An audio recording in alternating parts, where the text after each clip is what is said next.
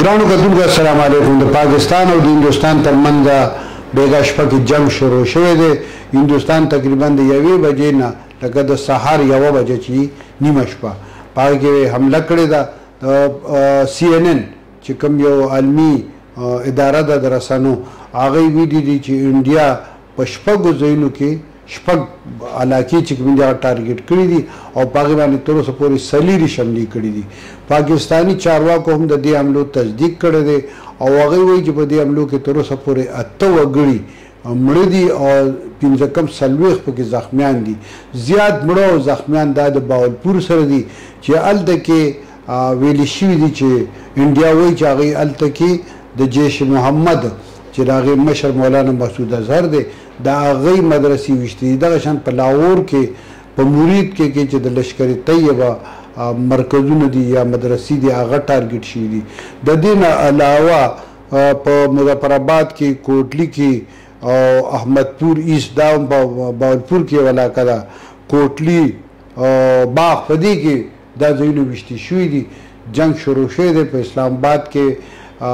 حکومت پاکستان د ټولې فضایي لارې چې کوم دي هوایي اډې چې کوم دي نو هغه بند کړي دي تر 2 شوارزو پورې او ټول مسافرو ته ویلي دي چې هغوی واپس لاړ شي.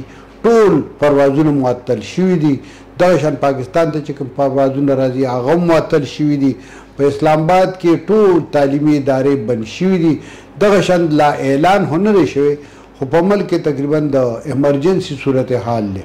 په خیبر پختونخوا کې وزیر اعلی سردار علي امین خان ګنډاپور د ایمرجنسي تقریبا اعلان کړی دی او ریسکیو ته دا نور چې PDMA دی یا هسپتالونه دي نو هغوی ته د های الرټ حکم ورکړی دی. د پاکستانی چارواکو دا دعوه کړې ده چې هغوی د انډیا په جوابي کاروای کې د انډیا شپږ الوتکې راغورځولي دي. په دې شپږو الوتکو کې 3 رافیل الوتکې دي چې کوم فرانس جوړې کړي دي او د یوې الوتکې قیمت تقریبا د 8 ارب روپۍ راځي. نو په دې باندې دا ویل کېږي چې د فرانس چې کوم دغه کمپني د هغې ساک چې کوم دی د هغې شهرت ته هم ډېر نقصان رسېدلی دی. د دې نه علاوه امریکي صدر ډونالډ ټرمپ هم په دې باندې په دې حالت باندې تشویش اظهار کړی دی.